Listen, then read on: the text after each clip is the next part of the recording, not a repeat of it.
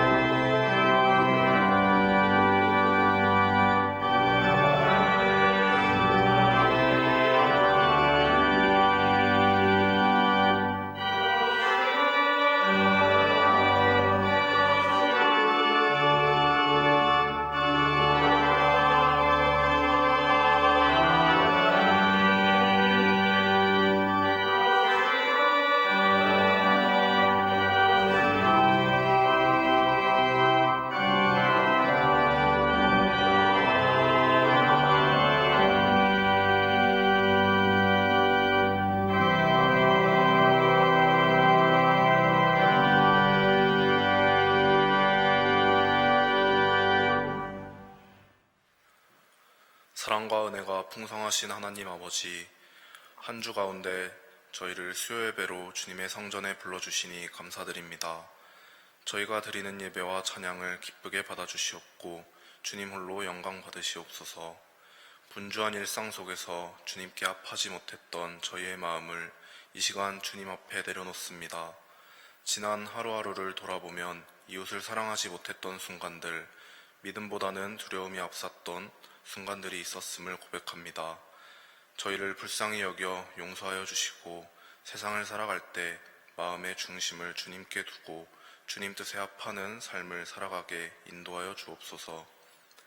이 시간 말씀이 선포될 때 주님께서 임재하여 주시고 귀로만 듣는 말씀이 아니라 우리의 삶을 살리는 생명의 말씀이 되게 하여 주옵소서. 말씀을 전하시는 김민 목사님에게 지혜와 영육의 강건함을 더하여 주시고 듣는 저희 모두에게도 주님 말씀 앞에 순종하는 마음을 허락하여 주옵소서. 추운 날씨 속에서도 주님께 예배드리기 위해 이 자리에 나온 성도들을 기억하여 주시고 위로가 필요한 이에게는 주님의 평안을, 결단이 필요한 이에게는 믿음의 용기를 허락하여 주옵소서. 또한 경동교회가 주님의 사랑을 전하는 믿음의 공동체로서 주님 보시기에 좋은 주님의 몸된 교회가 되게 하옵소서. 남은 한 주간 주님의 선하심과 인도하심을 따라 주의 사랑을 전하는 삶 살아가게 하여 주옵소서. 이 모든 말씀 우리를 구원하신 예수 그리스도의 이름으로 기도드립니다. 아멘.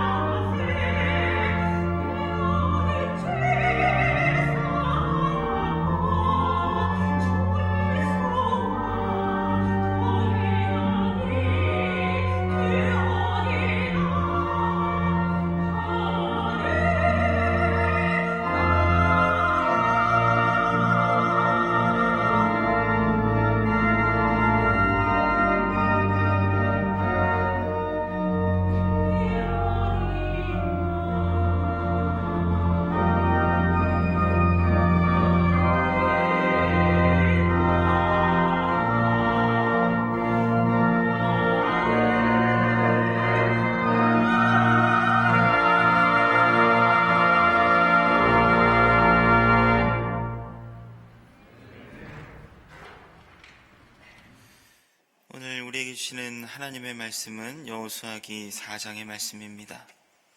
1절부터 24절까지 한 절씩 교독하시도록 하겠습니다. 제가 가진 성경책으로 369페이지, 구약성경 369페이지에 있습니다.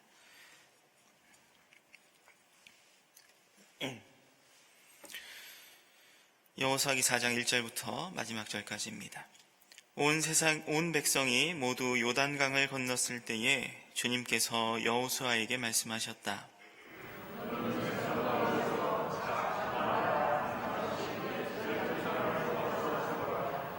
그리고 그들에게 제사장들의 발이 굳게 선 그곳 요단강 가운데서 돌 12개를 가져다가 오늘 밤 그들이 머무를 곳에 두라고 하여라.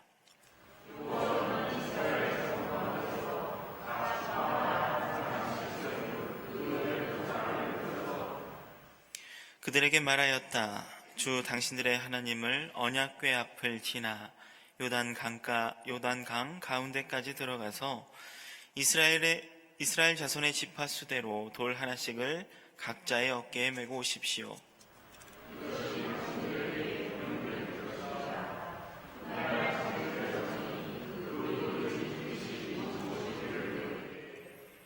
주님의 언약궤 앞에서 요단강 물이 끈기었다는 것과 언약궤가 요단강을 지날 때에 요단강 물이 끈기었으므로 그 돌들이 이스라엘 자손에게 영원토록 기념물이 된다는 것을 그들에게 말해 주십시오.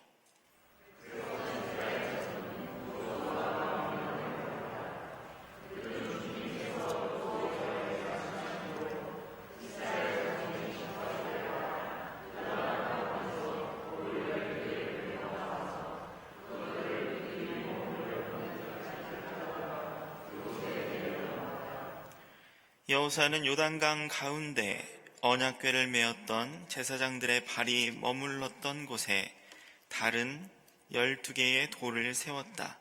그 돌들이 오늘까지 거기에 있다.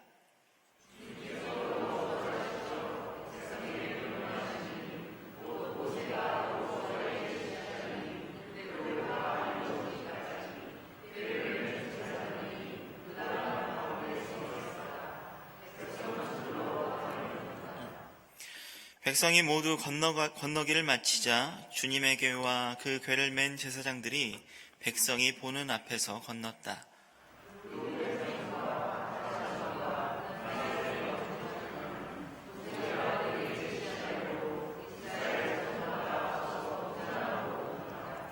약 4만 명이 되는 이들은 무장을 하고 주님 앞에서 전투를 벌이려고 여리고 평원으로 건너갔다.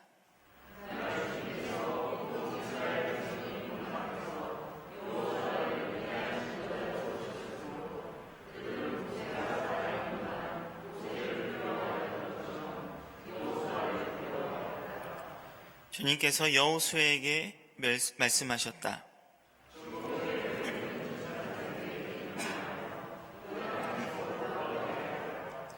그래서 여호수아가 제사장들에게 요단 강가에서 올라오라고 명령을 내렸다.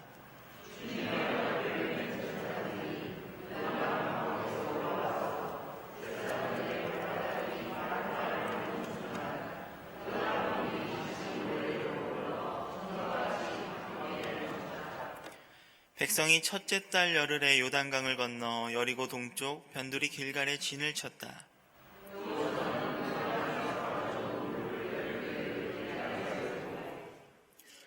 이스라엘 자손에게 이렇게 말하였다. 당신들 자손이 훗날 그 아버지들에게 이 돌들의 뜻이 무엇인지를 묻거든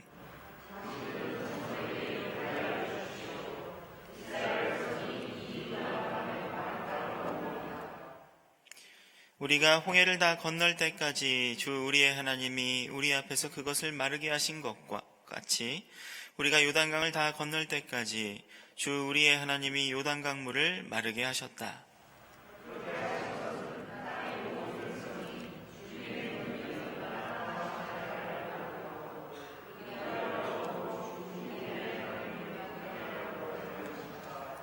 아멘.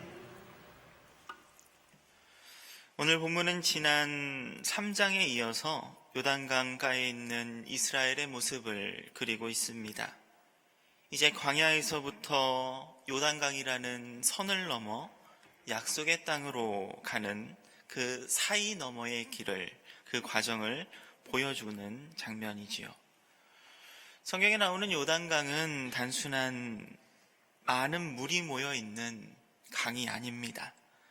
요단은 경계였었고 문턱이었고 또 다른 의미로는 큰 기억과 기념할 만한 의미가 있는 장소가 됩니다. 광야와 약속의 땅 사이, 옛 삶과 새로운 삶 사이에 흐르는 강, 그것이 본문에 나오는 요단의 의미입니다.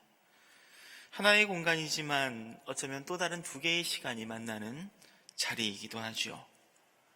우리는 흔히 강을 지나간다거나 통과한다라고 이런 식으로 말을 합니다.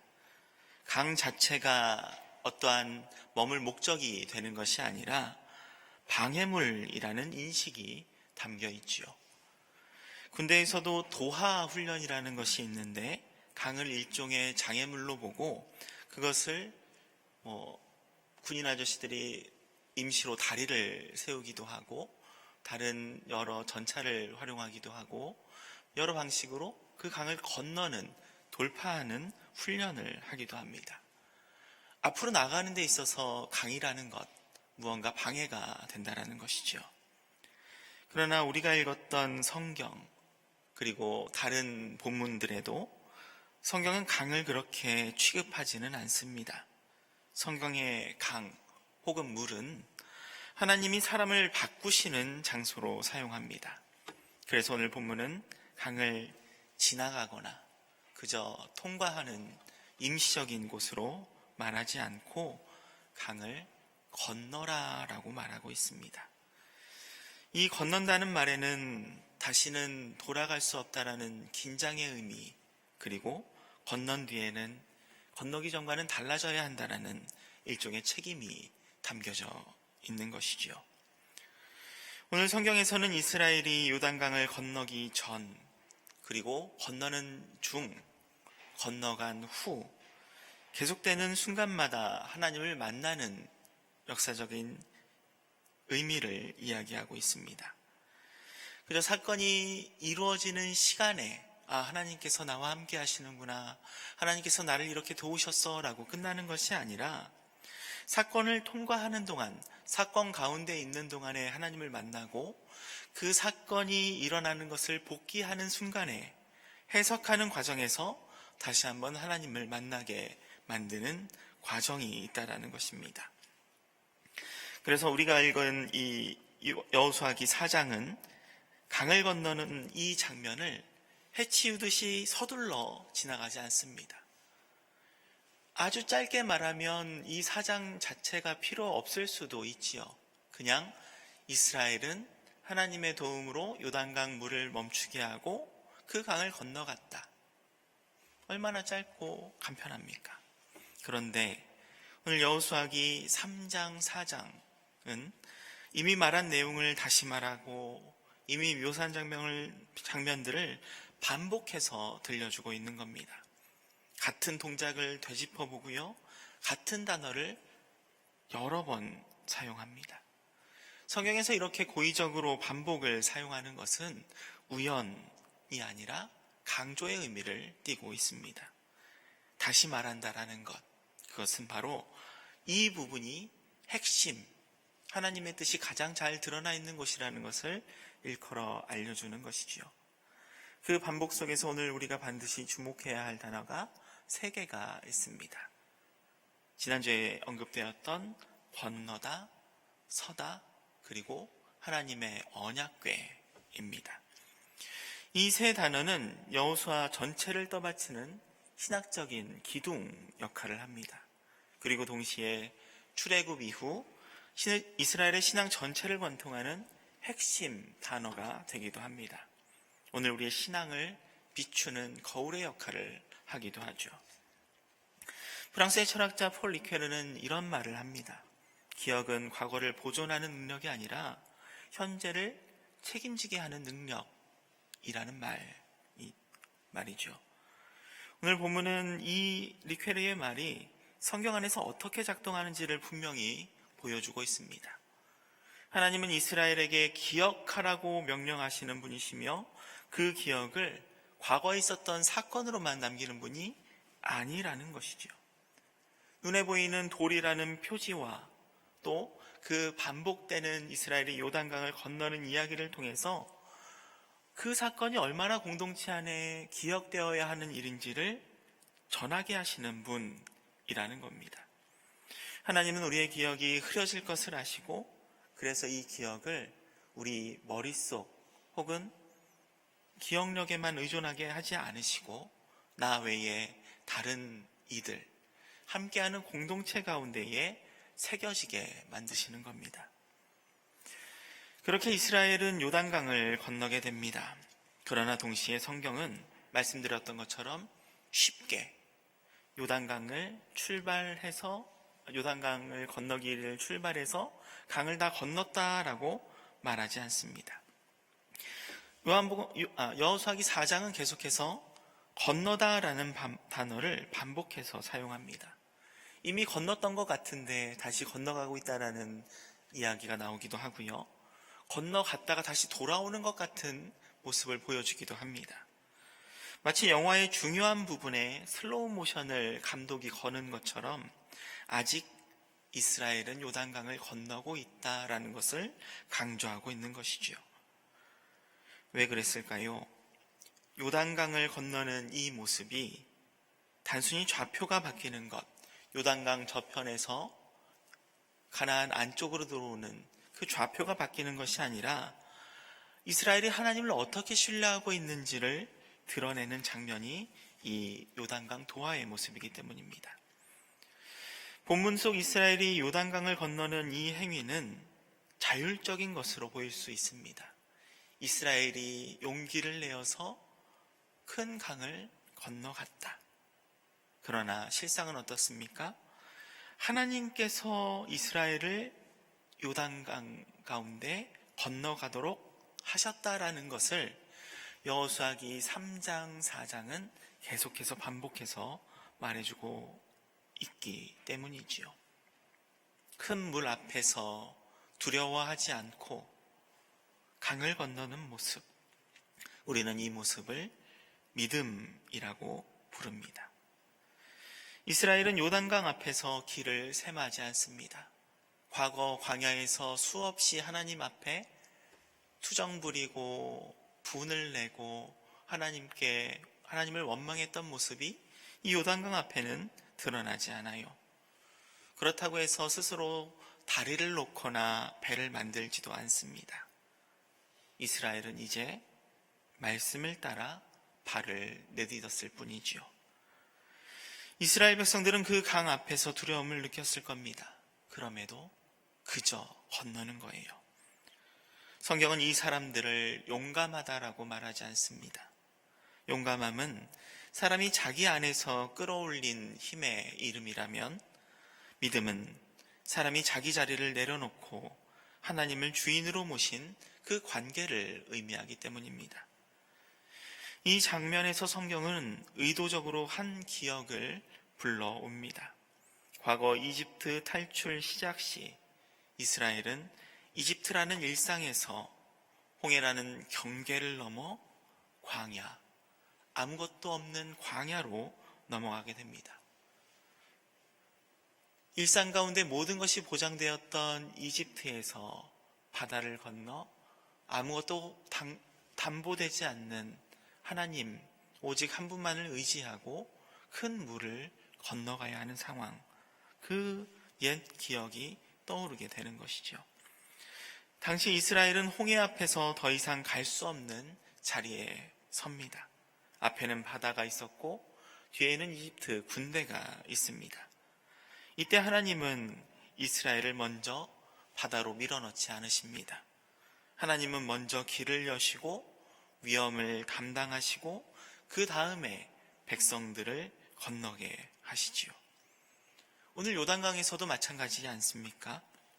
이스라엘은 새로운 사건을 마주하고 있는 것이 아니라 과거 하나님께서 이스라엘을 구원하셨던 그 방식을 다시 배우고 있는 것이지요. 요단은 어쩌면 다시 만난 홍해입니다. 출애굽의 하나님은 변하지 않으셨고 지금 요단 앞에서도 똑같이 이스라엘을 구원해주고 계신다라는 것입니다. 여기서 우리는 중요한 사실 하나를 붙잡아야 합니다. 하나님은 구원하셨다라는 것으로 끝내는 분이 아니라는 것이죠. 과거 하나님께서 이집트 홍해에서 이스라엘을 구원해내시고 그것으로 끝나고 광야에서는 더 이상 보호하지 않지 않으셨던 것처럼 구원하는 방식, 하나님께서 언제나 이스라엘과 함께 하신다라는 것을 수많은 점을 찍어가며 그것이 선이 될 때까지 말씀하시는 분이라는 겁니다. 하나님께서 어떻게 우리를 건너게 하셨는지, 어떻게 우리를 구원하게 하셨는지를 기억하는 것이 바로 신앙의 모습입니다. 그래서 하나님은 어떠한 이적의 사건이 끝날 때, 자, 이제 해결되었으니까 그 다음으로 넘어가자라고 말씀하지 않으시고 먼저 그 기억을 새겨야 한다라고 말씀해 주십니다. 이것은 과거를 붙잡고 살라는 말은 아닙니다. 오늘 그리스도인으로서 우리가 지금 어디에 서 있는지를 늘 살펴야 한다라는 하나님의 요청인 것이죠. 그러면 우리는 물을 수밖에 없습니다. 오늘날 우리가 살아가는 이 땅, 우리가 서 있는 요단이 어떠한 곳인지 말입니다. 하나님을 신뢰하고 이곳에 서 있는지, 어떠한 사건 가운데 있을 때에 우리가 의지하고 있는 것은 무엇인지 말입니다. 우리가 그저 하루를 버텨내기 위해서, 살아내기 위해서 도망치는 자리 앞에 있는지, 아니면 과거에 이미 수없이 우리를 인도하셨던 하나님을 의지한 채 이제는 하나님을 신뢰하는 그 모습으로 강 안에 서 있는지 말입니다. 홍해는 살려달라라는 이스라엘의 외침 속에서 그들은 건너갔었고, 오늘 요단은 그 구원을 기억하라는 명령 속에서 이스라엘은 강을 건너게 됩니다. 홍해에서는 하나님이 그 길을 여셨고, 오늘 요단은 하나님이 그 길 가운데에 서 계신다라는 것이죠. 똑같은 구원입니다. 그러나 조금 다른 모습을 확인할 수 있습니다. 앞서 홍해에서는 하나님 홀로 모세를 통해서 이적을 일으키셨다면 오늘 요단에서는 조금 더 많은 사람들과 함께 주님의 이적이 이루어지고 있는 것을 확인할 수 있습니다. 점점 확대되어 나간다라는 것이죠. 그렇게 오늘 우리에게 주님은 믿음의 자리에 서서 그 구원을 기억하고 동시에 전하라고 말씀하고 계시는 겁니다. 홍해에서와 같이 요단강에서도 기적은 이미 일어났습니다. 사람들의 마음에는 이제 정말 다음 단계로 더 이상 이 위험한 강을 벗어나 땅 위로 건너가 하나님께서 약속하신 땅을 점령하고 차지하고 싶은 마음이 더 컸을지도 모릅니다. 그러나 어떻습니까? 하나님은 곧바로 더 나아가게 하지 않으십니다. 먼저 멈추어 서게 하시고 이미 서 있던 그 요단강 한가운데에 다시금 머물게 하시는 것이 나타나죠. 제사장들의 발이 굳게 선 그곳, 요단강 가운데에서 돌을 가져오라고 명령하시는 거예요. 왜 하필 강 가운데였을까요? 가장 큰 위험이 도사리는 곳, 그곳을 다시금 향하라는 말씀 아니었을까 생각해 봅니다. 주님은 이 구원의 기적이 끝나기 전에 아직 위험이 남아있는 그 자리에서 그 기억을 강하게 되새기라고 말씀을 하시는 거예요. 주님은 이렇게 말씀하십니다. 기억은 모든 위기가 끝난 다음에, 다 지나가고 난 다음에 돌아보니까 좋았던 것처럼 그 기억을 회상하는 것이 아니라 다시 그 위험 안으로 들어가 하나님께서 그 위기 속에서 우리를 어떻게 구원하셨는지를 새겨내라는 것이지요. 이스라엘이 옮겼던 돌이 가벼웠을까요? 그렇지 않았을 겁니다. 나중에 후세 자녀들이 그 돌이 과연 무엇인지를 궁금해할 만큼 큰 돌이었어야 했겠지요. 각자의 어깨에 메어야 할 만큼 무거웠을 겁니다. 신앙의 기억은 언제나 삶을 붙드는 무게를 동반합니다. 우리는 종종 기억을 감상으로 만들고 싶어 합니다. 좋았었지. 따뜻했었지. 그때는 어려웠었는데 지나고 나니까 다 견딜만 했었어. 그러나 하나님이 요구하시는 기억은 이러한 감상으로 끝나는 기억이 아닙니다.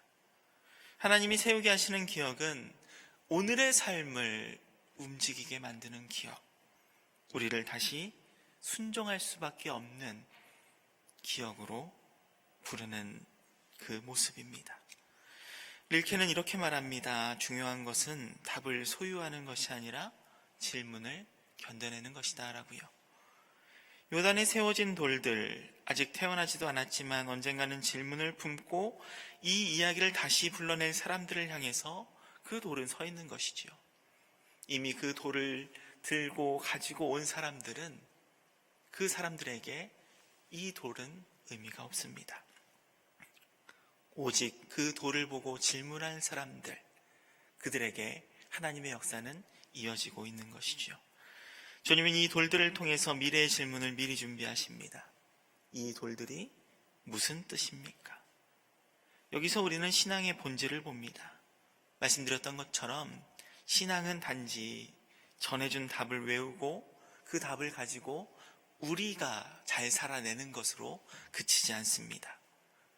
하나님께서 만드신 질서, 예수님께서 이 땅에서 보여주셨던 그 질서, 다시 이 땅에 오셔서 그 질서를 완성하실 때까지 교회와 신앙인은 그 의미를 계속해서 이어가야 한다는 것이죠. 그 돌들이 왜 여기에 있습니까? 그걸 말하려면 그 답을 할 사람들이 그 과거의 기억을, 구원을 기억하고 새기고 있어야 한다는 것이죠. 신앙은 답으로 시작되지 않습니다. 질문을 허락하는 기억에서부터 신앙은 시작됩니다. 그리고 이 질문 앞에서 이스라엘은 이렇게 고백해야 했습니다. 그 돌이 말하는 답이지요.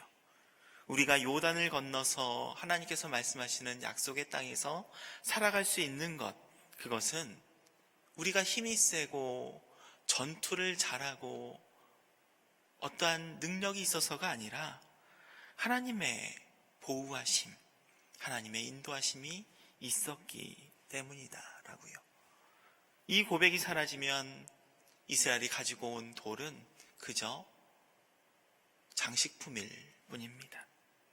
이 고백이 살아있을 때에 돌은 증언, 증표가 되는 것이죠. 여호수아기 4장에서 건너다만큼 자주 반복되는 단어가 하나 있습니다. 바로 서다라는 단어입니다. 제사장들은 요단강 가운데에 서 있습니다. 멈춰 선 것이 아닙니다. 잠깐 멈췄다가 신호가 떨어지자 건너간 것이 아니라 이스라엘 백성들이 다 건너갈 때까지, 12지파가 다 건너갈 때까지 제사장들이 물 한가운데에 서 있었다라는 것이죠. 성경은 굳이 이 장면을 오늘 본문에서 여러 번 반복해서 말합니다. 왜냐하면 이 서 있음 역시 요단강의 기적이 일어나는 중심을 의미하기 때문입니다. 우리는 보통 물이 갈라진 것을 기적으로 기억합니다. 흐르던 물이 멈추어서 메마른 땅이 보이고 물은 마치 벽처럼 저 위에 가서 흐르지 않고 멈춰 서 있다라는 것, 기적 같지요. 그러나 성경이 더 오래 이야기하고 또 다시 반복해서 말하는 장면은 물이 어떻게 말랐고 얼마나 많은 물이 멈추어서 머물러져 있었고가 아니라 그 사이에 누가 서 있었는지를 반복해서 말하고 있습니다. 여기서 우리는 서다라는 이 동사가 성경에서 얼마나 무거운 단어인지를 잠시 생각해 볼 필요가 있습니다. 광야에서의 하나님의 진 가운데, 백성 가운데 계셨던 모습을 설명할 때에도 이 단어가 사용됩니다. 하나님은 성막을 진 가운데에 두시고 이스라엘 공동체의 중심에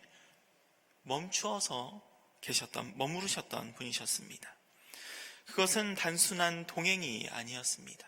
하나님은 저 멀리 하늘에서 이스라엘이 얼마나 잘 가고 있는지를 확인하는 관찰자가 아니라 이 머무름을 통해서 공동체의 불안과 위험, 부족함과 훈련, 함께 감당하시겠다라는 하나님의 방식이었습니다.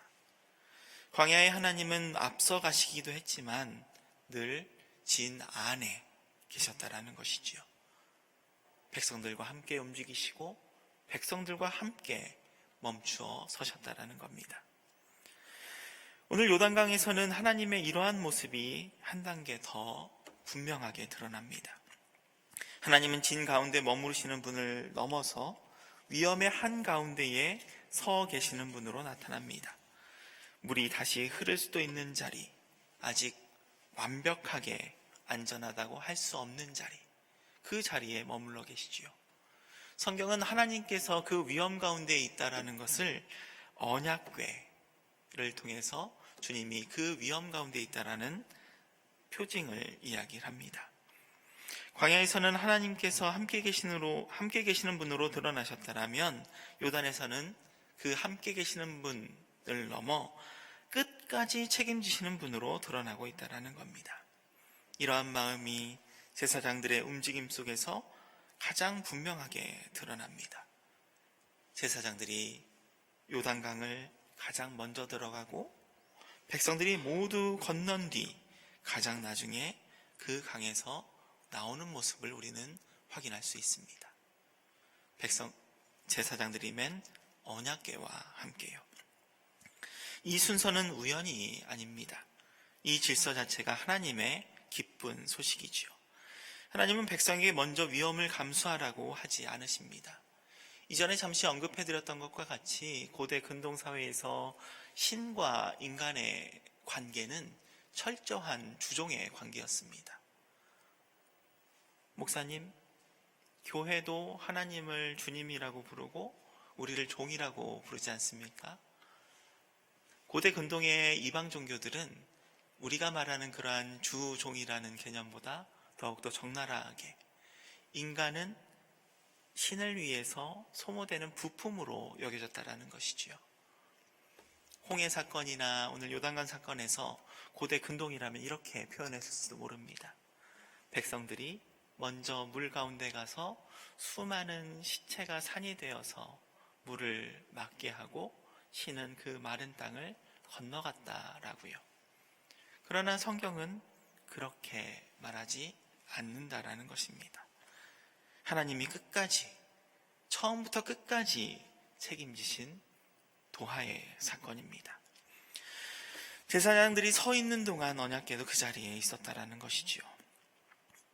마지막 사람이 땅에 발을 디디는 순간까지 주님은 말없이 제사장들과 함께 그 강을 지키십니다. 이것이 여호수아 4장이 말하는 서다의 의미입니다. 움직이지 않는다, 멈추어 서서 그저 아무 행동도 하지 않는다라는 것이 아니라 책임을 내려놓지 않는다라는 고백이기도 하는 것이죠. 바로 이 하나님 앞에서 이스라엘은 요단을 건널 수 있었습니다. 그리고 성경은 이때 또 하나의 서 있음을 덧붙이고 있는 것을 확인할 수 있습니다. 이미 요단강을 건너지 않아도 되는 지파들이 있었거든요. 어떻습니까? 굳이 요단을 건너지 않아도 내가 살 수 있는 땅이 있어요. 백성들도 더 이상 요단강에 물이 없으니까 잘 건널 수 있을 것 같아요. 나는 여기 머물릴 테니 너희는 건너가서 잘 살으라고 말할 수 있는 상황입니다. 그러나 오늘 본문은 이미 안식이 약속되었음에도 자신의 동족들, 형제들을 위해서 앞장선 4만 명의 군사를 이야기합니다. 은혜를 기억하는 자는 결코 홀로 안식하지 않는다라는 이야기를 건네고 있는 것이지요. 이렇게 제사장들이 요단강 한가운데에 서 있었을 때에 우리가 한 가지 더 놓치지 말아야 할 사실이 있습니다. 말씀드렸던 언약궤의 존재 말입니다. 홍해에서는 하나님의 앞과 뒤를 책임지셨고 요단강에서는 하나님이 가운데에 서 계셨다고 하셨는데요. 방식은 달라졌지만 메시지는 동일하다라는 것을 기억하면 좋겠습니다. 나는 너희를 포기하지 않는다. 나는 너희를 위험 속에서 혼자 내버려두지 않는다라는 것이지요. 이 본문에 아주 의미 있는 표현 변화가 있는 것을 여러분들도 눈치채셨을 겁니다. 16절을 잠시 보실까요? 갑자기 언약궤를 뭐라고 바꿔서 부르나요? 증거궤라는 어쩌면 생소한 단어가 등장합니다. 원어로 보면 차이가 더 분명해지는데요. 언약궤는 아론 하브리트라고 해서 언약이라는 뜻의 브리트가 강조가 됩니다. 하나님께서 하셨던 약속이 그 언약궤 안에 있는 것이죠. 그런데 증거궤는 에둡이라는 증거라는 단어가 사용됩니다. 증언, 증거. 그것이 이 증거궤에 더 방점을 두고 있는 것이죠. 똑같은 궤예요. 달라지는 것이 없습니다. 그러나 성경 기자가 강조하는 것이 달라졌다라는 겁니다. 요단을 건너는 동안에 이 궤를 통해 이스라엘은 함께 계시는 하나님을 경험하지요. 그런데 이 요단강을 건너고 나면 어떻습니까? 이 궤는 기억되어야 할 하나님을 가리키고 있다라는 겁니다. 하나님께서 우리를 건너게 하셨다라는 그 증거, 그것이 바로 이 증거궤, 언약궤라는 것이죠. 지금 넘어 미래까지 우리와 함께 하시는 하나님, 그 증거가 요단강 위에 서 있는 언약궤, 우리는 그것을 증거궤라고 부르겠다라고 성경 기자는 말하고 있는 거예요. 주님은 그렇게 함께 있었다라는 사실이 잊혀지지 않기 원하십니다. 그래서 궤의 이름마저 증거라고 부르게 하시는 겁니다. 이것이 여호수아기 4장의 핵심입니다. 구원은 단지 나에게까지만, 나를 위해서 필요한 것이 아닙니다. 증언되고 그 증언으로 인해서 예수님이 다시 오실 때까지 구원이 있었다, 구원이 이루어지고 있다는 것을 전해야 한다는 것이죠. 이 증언을 위해서 주님은 두 종류의 돌을 세우게 하십니다. 하나는 어디예요? 요단강을 다 건너고 나서 처음으로 진을 친 곳 길갈, 그곳에 12개의 돌을 세웁니다. 후대가 보고 묻고 들을 수 있게 하는 기억의 징표입니다. 다른 하나는 어디에 세워집니까? 제사장이 서 있었던 요단강 물 한가운데 여호수아가 그곳에다가 돌을 세워요. 강물 아래에 잠겨 보이지도 않겠지요. 그러나 하나님은 아십니다. 우리 신앙에는 말해줘야 할 은혜도 있고 말하지 않아도 사라지지 않는 은혜가 있습니다. 우리는 종종 말로 진리를 붙잡으려 합니다. 그래서 어떤 사람은 이러한 태도 자체가 진리를 훼손할 수 있다고도 보았습니다. 말할 수 없는 것에 대해서, 말할 필요 없는 것에 대해서는 철저히 침묵해야 한다고요. 이것처럼 요단강 속의 돌들은 드러나지도 않고 말하지도 않습니다. 설명되지도 않겠지요. 그러나 하나님의 사건은 분명히 일어났고 설명되거나 증언되지 않아도 이미 일어났던 사건으로 충분하다고 오늘 성경은 말하고 있습니다. 우리의 삶에도 이런 기억이 있지 않을까요? 말로 설명할 수 없는 은혜가 있고 남에게 증명할 수 없는 하나님의 흔적이 있고, 그러나 하나님과 나 사이에는 분명히 놓여있는 돌 말입니다. 어쩌면 아무도 본 적 없는 태초의 생명으로부터 오늘 우리가 여기에 숨쉬고 살아있는 것까지 증명되지 않아도, 그 원리를 파악하지 않아도 우리는 살아 숨쉬고 있습니다. 본문은 또 이렇게 말합니다. 그 돌들이 오늘까지 거기에 있다. 이 문장은 요단강을 건넌 당시의 말이 아닙니다. 이 사건을 전하던 공동체의 고백이지요. 보이지 않는 돌, 그러나 거기에 있다라는 겁니다. 성경은 성서 비평적으로 볼 때에 우리를 솔직하게 말하게 해줍니다. 이 본문은 사건 이후 시간이 흐른 뒤 공동체 안에서 반복해서 읽히고 전해지고 또 기록된 말씀이라는 것이죠. 단순히 성경 창세기부터 신명기까지 모세 오경만이 그렇게 과거의 사건으로 남았다가 계속해서 반복해서 읊어지면서 이스라엘 유대 공동체를 지나 오늘 우리에게 온 것이 아니라 성경의 모든 기록들은 반복돼서 읽혀지고 때로는 그 고백의 주석처럼 붙여져 있기도 하다라는 것이죠. 그렇다면 질문이 하나 생깁니다. 정말로 그 돌들이 요단강 속에 남아있을까? 성경은 이 질문에 대해서 굳이 답하려 하지 않습니다. 있었다, 아직 있다 라고 말할 뿐이지요.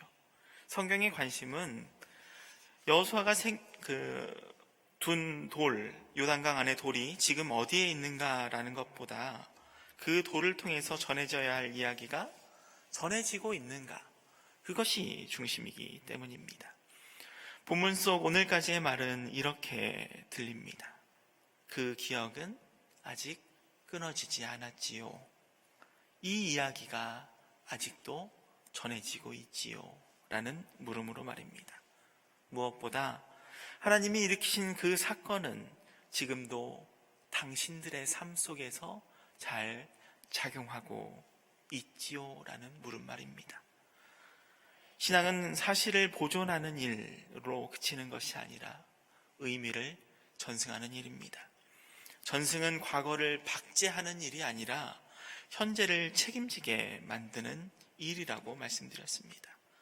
과거에 있었던 일이 현재에 무슨 의미인지, 오늘 우리는 후대 신앙의 후손들에게 무엇을 남겨주어야 하는지 말이죠. 홍해 요단 길갈 장소와 함께 성경은 시간의 흐름도 말하고 있습니다. 홍해에서 요단까지 또 길갈까지의 어떤 지역적인 흐름뿐만 아니라 시간의 흐름도 말하고 있다는 겁니다. 오늘 본문 이스라엘이 요단을 건너 진을 친 날, 그날을 오늘 본문은 기록하고 있거든요. 첫째 달 열흘. 과거 성경에서 이 날이 나온 적이 있어요. 바로 출애굽 당시 이스라엘이 유월절을 준비하던 때입니다.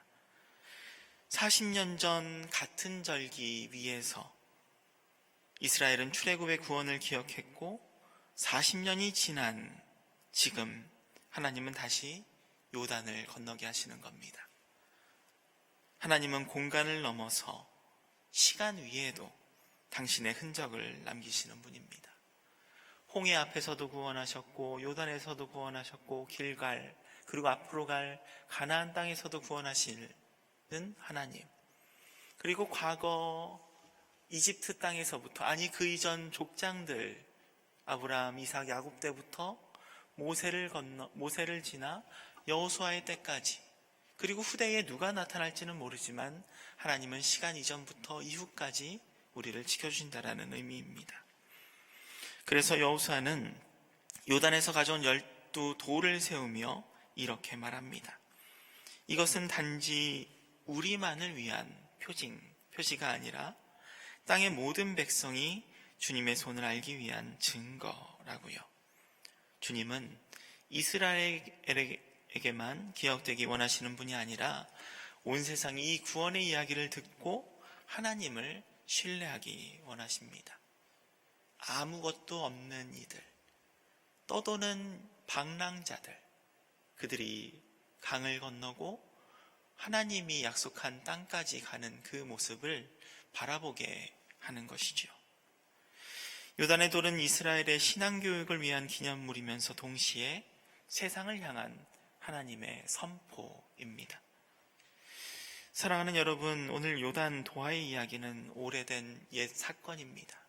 2000년도, 3000년도 지난 사건이지만 주님이 우리에게 기억을 새기는 방식은 지금도 변하지 않습니다. 늘 앉는 예배의 자리 안에 나도 모르게 부르는 주님이라는 이름 안에 탄식과 기도와 감사 속에 그 흔적은 조용히 새겨져 있습니다.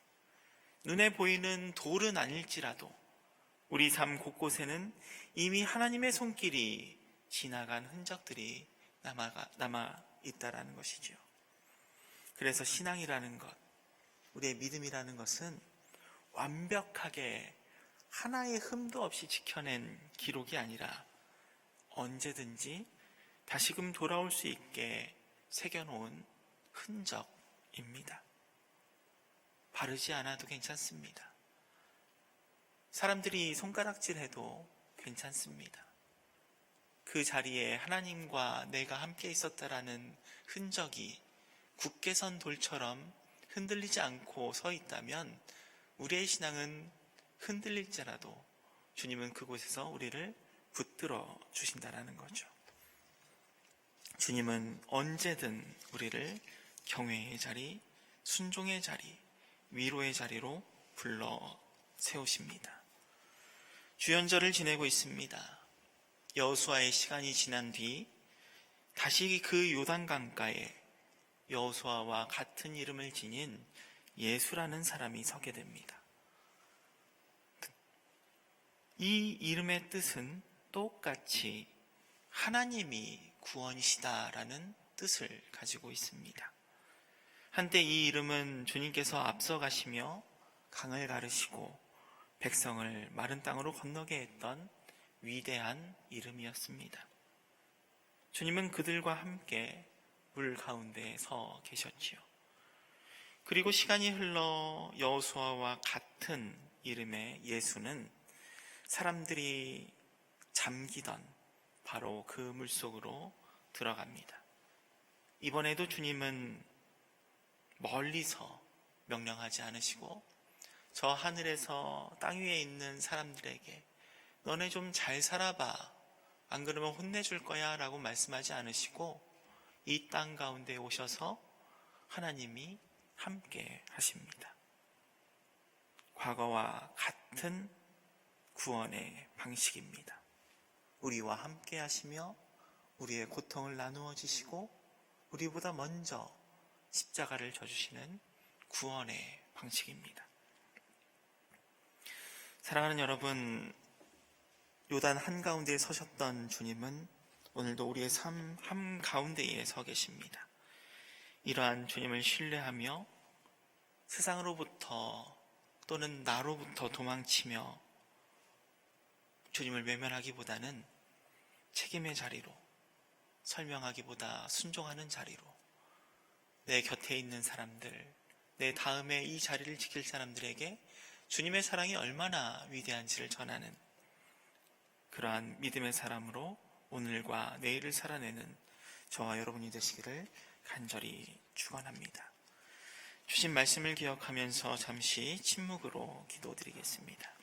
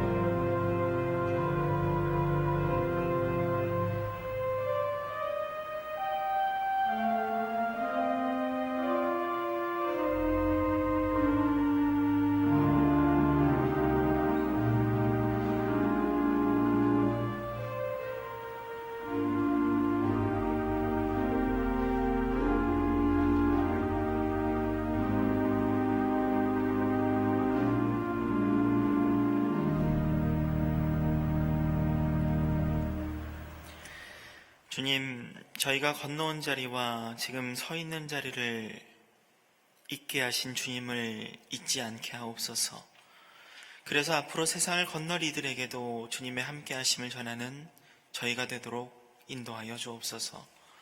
모든 간구 저희와 함께 하시는 임마누엘 예수의 이름으로 기도드립니다. 아멘.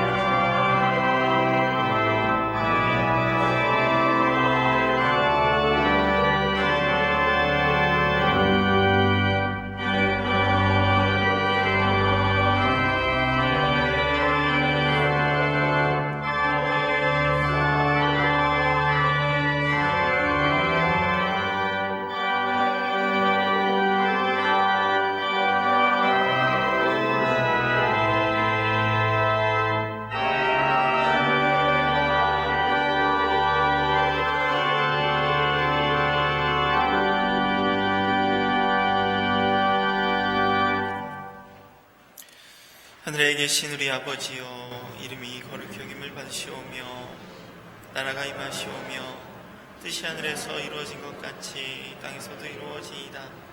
오늘 우리에게 일용할 양식을 주시옵고 우리가 우리에게 죄 지은 자를 사하여 준 것 같이 우리 죄를 사하여 주시옵고 우리를 시험에 들게 하지 마시옵고 다만 악에서 구하시옵소서. 나라와 권세와 영광이 아버지께 영원히 있사옵나이다. 아멘. 주